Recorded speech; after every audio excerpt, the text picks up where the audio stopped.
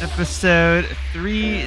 Round number 30 episodes in. So, what are we talking about today? SpaceX spacewalk, private spacewalking, space plus space. Of course, Apple's iPhone event was this week, and so we're just going to recap a little bit of what our reactions were, see how some of our predictions played out. Waymo safety report showing that who would have thought robots are better drivers than humans.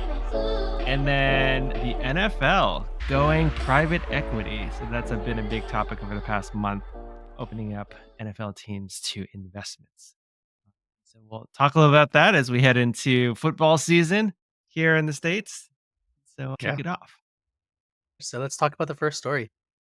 SpaceX. We've been covering space stories for a number of episodes now because what we've been doing in space has been pretty cool. This all started, if you remember, back during the COVID days when space stocks were taking off. We had Blue Origin, we had SpaceX, we had Virgin Galactic, and Virgin Galactic was actually one of those ones that went public via SPAC, blew up, like went whatever 300% in 1 month, and then fell right back down to earth. So I think they're the only Remember those days. ones. Yeah, I think they're the only ones who I just haven't been doing anything since they went public. But SpaceX, the saviors of Boeing Starliners astronauts come February, Elon Musk, they just had a huge accomplishment. For civilian astronauts, these are not NASA trained astronauts, they're private, commercial, paid. Two of them were from SpaceX, and one of them was a billionaire, Jerry Isaacman, who had founded Shift4 Payments, and his close friend and a former US Air Force pilot, Scott Kidd Poteet. And the SpaceX engineers were Anna Menon and Sarah Gillis. So they prepared for the spacewalk, and this is the furthest that we've actually sent humans into space since 1966, which was the Apollo missions that went to the moon. We sent this spacecraft 870 miles into space, which is higher than the International Space Station. So basically, these astronauts were orbiting above the Earth, and the mission was to perform a spacewalk. So if you watch the footage, it's really cool because of today's technology, we were able to get first person point of view. It's really clear. And they opened the hatch, and one by one they went out, peeked out of the spacecraft, and they were in open space, and you could see the Earth. I was a little disappointed because it wasn't really a space walk to me. It was more of a space peak. So huge accomplishment altogether. I'm super excited about it, but I was just a bit disappointed because it was hyped up as a spacewalk, and it really wasn't a walk.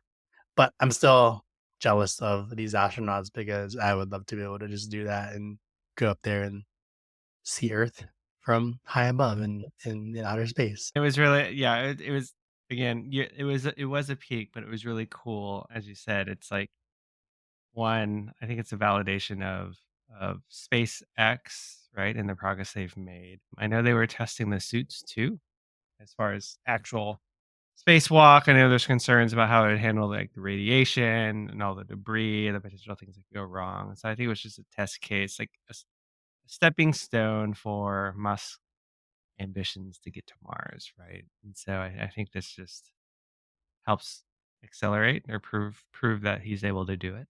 So yeah, it's exciting, right? Because it's exciting because it's a private company, Yeah. not some government funded company. And I think that's probably what most people have thought, have anchored on, right? Is he's managed to do this as a private person. Uh, Yeah. Yeah, it's cool. And this on the backs of Starliner's Boeing capsule being, somewhat of a failure by not being able to bring the astronauts home. And Somewhat. a couple weeks later, At least they landed the capsule, or they yeah, landed the capsule. I yeah. remember seeing like a small headline on that one.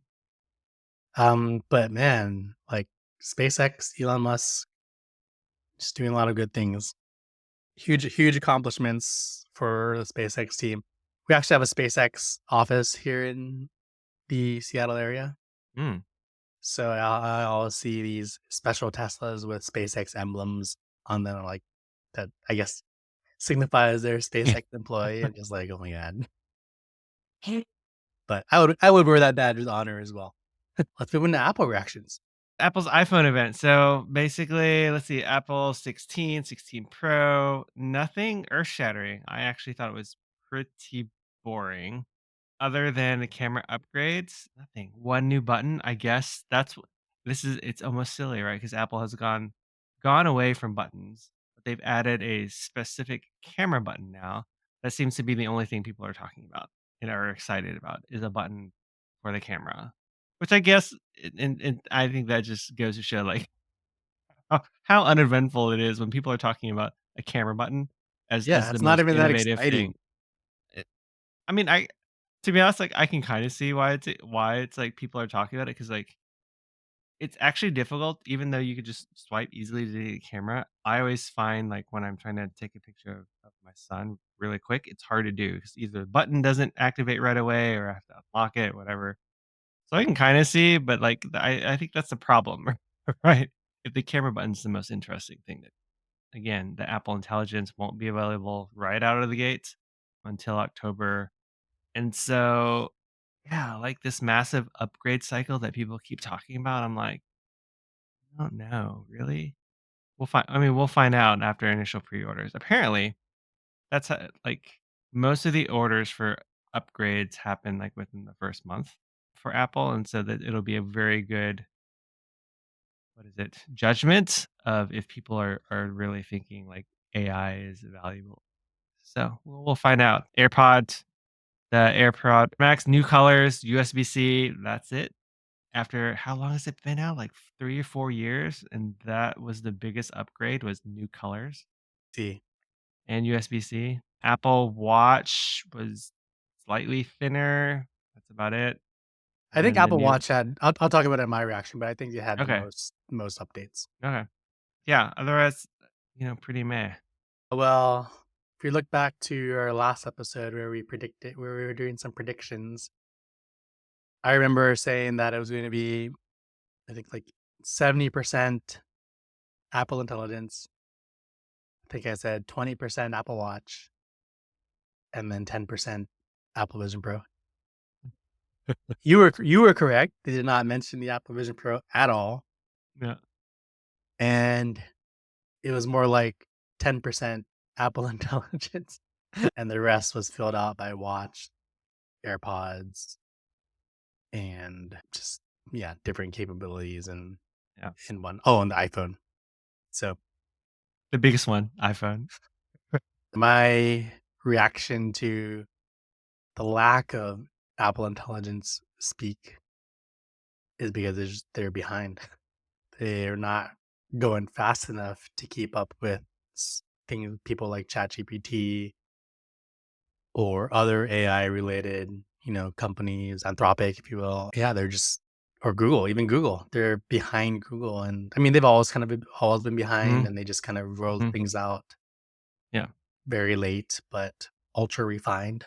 Yep. Oh, now that you mentioned Google, okay, so that was the other I think other probably standout was it's not called Apple, I forget what it's called, Apple something, I keep wanting to call it Apple Lens because Google Lens, right? But I thought that kinda caught my eye only because it was like, "Oh, that's a direct shot at Google Lens." Oh yeah. Um, and then which it kinda so if you think about the way Apple thinks about search, right, is they're trying to make it generic so that there is no, like basically so they're not promoting other the big tech companies. So basically they're trying to genericize search.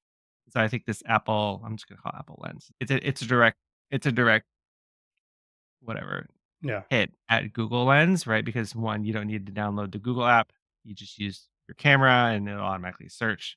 And I think a lot of people were also talking about how that's Apple's first step into potentially their Apple glasses, right? Because it's a Y- data set and technology they will need to build up, and this is probably one of the most easiest ways to do it, right? Which maybe it'll give them a leapfrog step with whatever Apple intelligence ends up being is to be able to start collecting that data.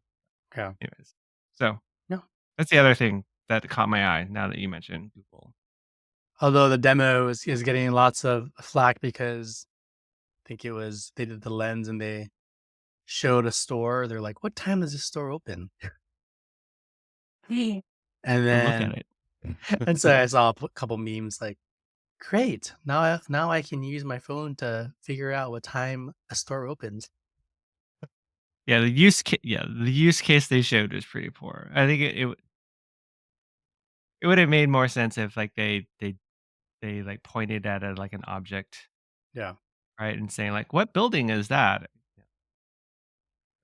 Well, I think that and again, going back to my statement when I started this recap was, is it because they're behind and don't have good use cases to really Yeah, demonstrate, of all the things you could demonstrate, yeah, why that?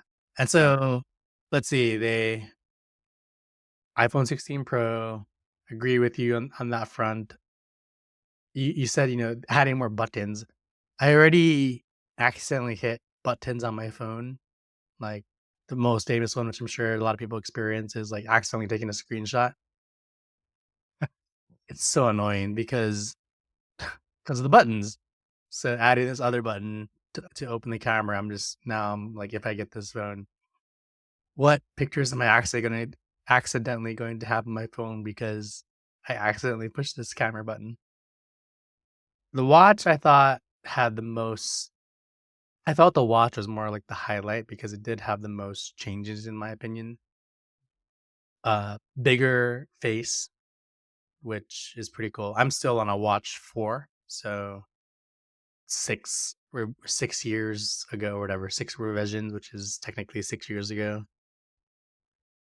It's thinner, they say, it's a bigger face, and then a lot of their marketing in this event was centered around water sports and water support. So Mhm. that because the face is bigger, now you can see more, and so they've added support for water temperature depth on the iPhone Series Yep. 10, or sorry, iWatch Series 10, and a bunch of other things that are coming with that. It's gonna be made out of titanium now versus and that's gonna be replacing the stainless steel version. I have a stainless steel version, Mhm. so titanium is, I think, lighter and maybe easier, to work with. So and then the jet black version, which is pretty cool. So yeah, I think most of the focus that I saw was on the watch. It didn't come out. My prediction was that it was going to be a huge update because it was the 10th version of the watch, and nope, Yeah, just a kind of medium update, yeah, which was disappointing. yeah, And then, like you said, AirPods. Yeah, the AirPods line. I feel they're just getting micro updates every year, yeah. whereas really want to see let something go on with those AirPods. Yeah, it's like it's disappointing because we get so hyped about this event every year, Yeah, and I think all of us, especially at our age, are conditioned to be that way because of the Steve Jobs era, where yeah, every year is just like wow, like that one more thing, right? yep.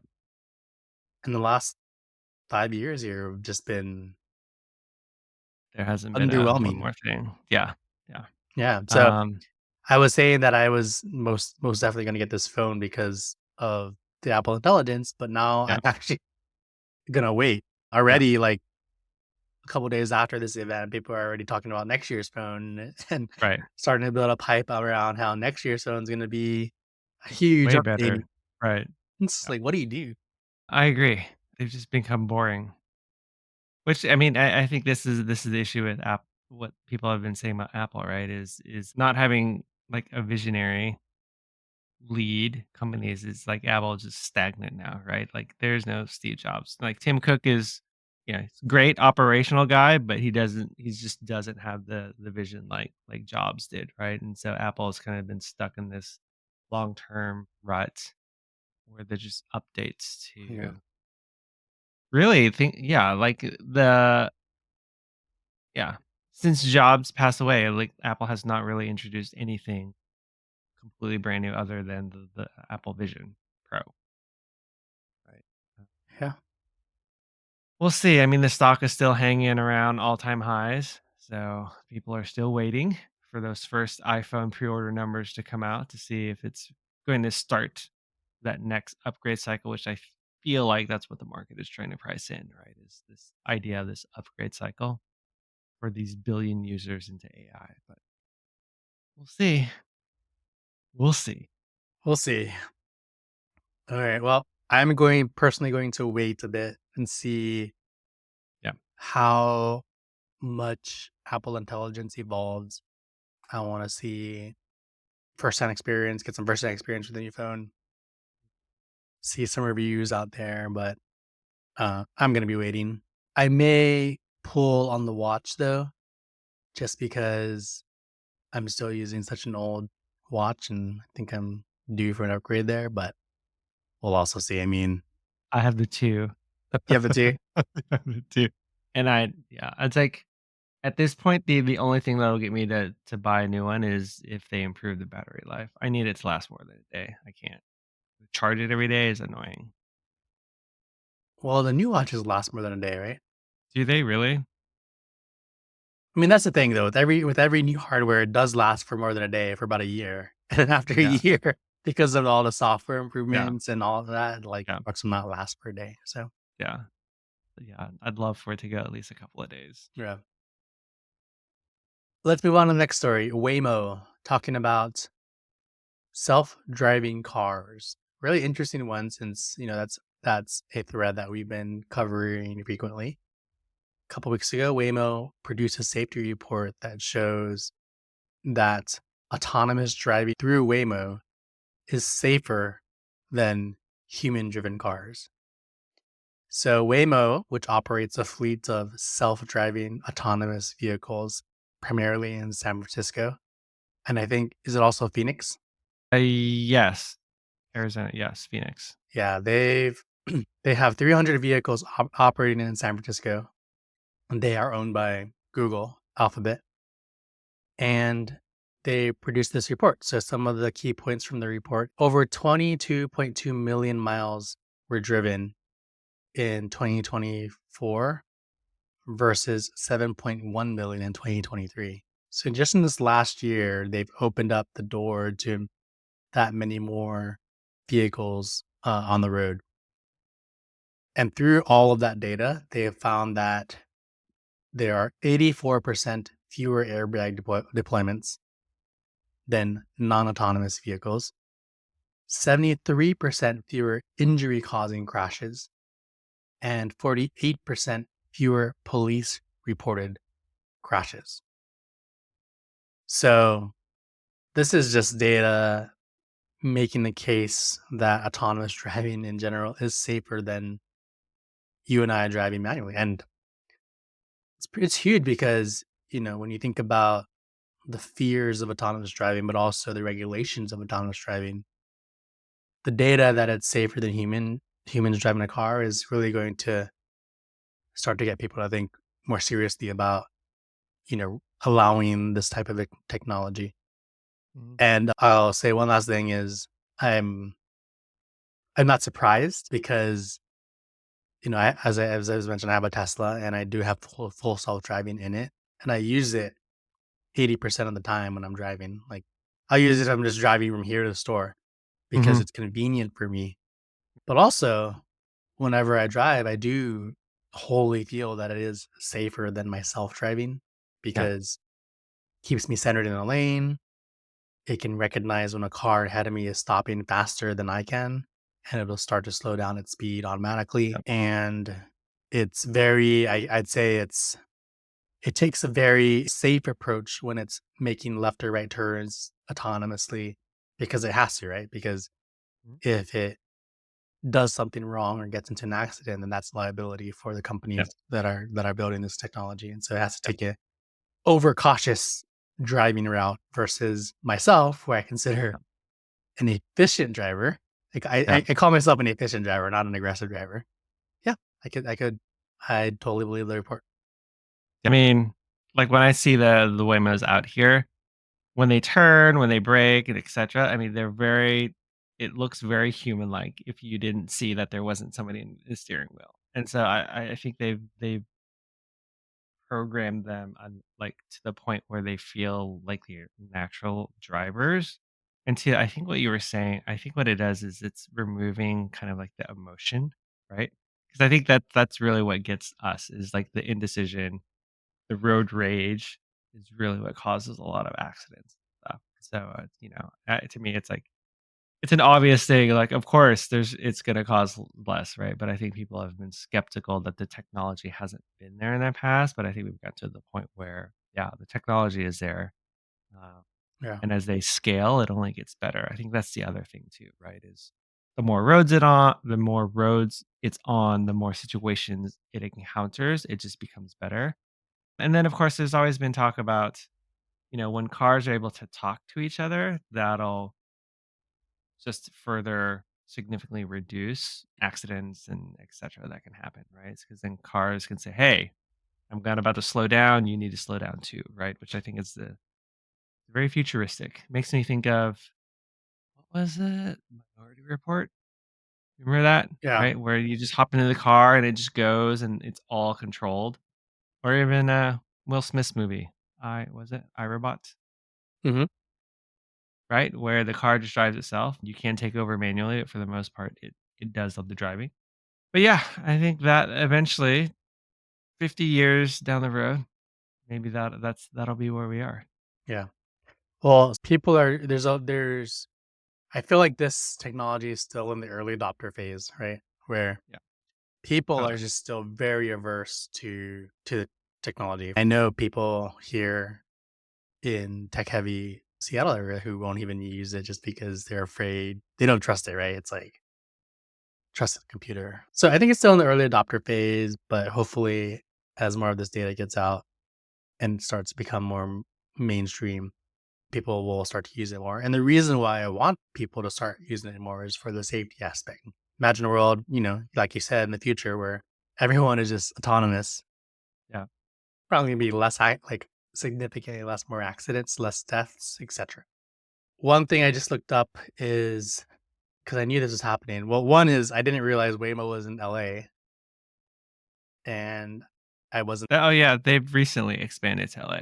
Yeah, it was in March, but I was in LA a month ago, and so I had my Ah, opportunity to try it, and I didn't. But second is there was also news I remember from last week where Uber is partnering with Waymo to actually offer driverless ride-hailing trips in Austin yep, and Atlanta, and that's gonna start next year. yep. Again, scaling out. Scaling out. So next time I'm in LA, I guess I'll try to give it a try. Shucks. Yeah, it might not be open to it might be beta too. Like, the way they launched it in San Francisco is you had to sign up while they were testing it, and then they've only recently just opened it up to where everybody use Yeah. it, so they might be doing that with LA. Looks like they're also expanding their footprint in San Francisco and LA. So they're opening up more coverage. Yeah. Yeah, I see them in the weirdest places now here in SF, so it's like, "Really?" It's like, "Does Waymo drive down here?" Like, "This is very out in the middle of the woods." You see a Waymo drive by, it's like, "Oh, cool." Cool. Pretty cool. All right. Well, cool story about that. Let's go to our last story here since it is football season. Tony, you wanted to cover this one? Yeah, so basically the gist is the NFL has been exploring the option of allowing private investment, into NFL teams, and if you didn't know, like, most teams today are owned by just really rich people. That's the best way to think about it. Most football teams are either family owned or just owned by very rich people. And so what the NFL has decided after many, many years is to finally allow private equity or investment firms to be able to invest in these companies as a way of I don't remember the reason if it was just provide liquidity or they're just doing so well that they're like, "Oh, yeah, we want to try and get a better value or, like, find some type of valuation for these different sports teams." All right. So if you look at other sports like soccer, for instance, right, like Manchester United is, like, publicly traded, and so that's what they're doing, but they're still trying to keep it tightly controlled. I believe they're not allowing these investment firms to invest more than 10%, and they're non-voting stakes. So it's basically just give us money, and that's all you get, right? And so they're trying to avoid too too much commercialization or too much whatever you wanna call it, right? These firms taking over these Activists. teams. Yeah, yeah. But anyways, yeah, so I mean, it's a big deal because it's been on the books or, been talked about forever, and they're finally, narrowed it down to start valuing the different football teams. And now I'll just shout out that the Cowboys are worth the most at this point. Yeah. I was trying But to see, nah, like, how much all the teams were worth, and all I could get were the top 5, and, the Cowboys are number 1. I saw something last week where it had valuations. I do think Seahawks are kinda up there maybe. Let's see. 4.5 billion. What are the Cowboys? Cow 11,000,000,000. Yeah. Yeah. Can't beat the Cowboys. It gives you a Team. sense of, like, the valuations for these teams, like, they were averaging around, whatever, 5, 7 million. I think that was the number. And if you think of, for instance, I think when Jerry Jones bought the Cowboys, he bought it for a few $100 million way back when, right? And so now they're being worth over 11 billion, and so that's really what the NFL is trying to do, right? Is trying to get more money so that they can grow faster and basically put a value, right, to their association. Yeah. Is that what the NFL is? Association? Is that the right word? I feel like Sure. I feel like it's a company, but whatever. But anyways, basically to put some like a concrete value, right, on what the different teams are worth and what the association is worth. Yeah. One thing you said in the beginning was, the 2 reasons, and one of them was to provide liquidity for these owners. I think that is a reason, but at the same time, it's like, I don't think it's a I don't think it's a main reason though. yeah, do these owners need liquidity? I mean, Jerry Jones' example, like, he still has They're mansions really and his yachts and all that in his private yeah, jets you know, because they do get liquidity already based on the revenue that the team brings in. So, I know, but not 20x. well, yeah, Who knows? But rich anyways, people. it's it's an interesting thing. Yeah, no, Um, it's interesting. The other thing you said too earlier was around, like retail investors being able to have a piece of the pie, right? So, I don't think so. well, no, no, no. I think this may open that door, like loophole wise, Ah, somehow. yeah, maybe, If private equity can buy into these teams, then maybe. yeah. But that would be cool. I'd love to Yeah, own a piece of the Seahawks. Seahawks. I'm actually going to a game next Sunday. Mm, Dolphins. I wanted to see the Dolphins. ah, They're coming to Seattle next Sunday, so I will be at okay. that game.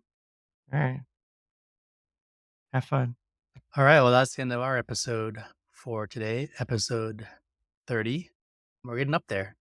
Please give us a like, give us a follow, and provide some comments. Let us know what you like, what you don't like, and we Yeah. will continue adjusting. But hope the weather stays sane where you are because it's been crazy here. It's teetering between hot, cold, rainy, Yeah. sunny throughout the entire day. Yeah.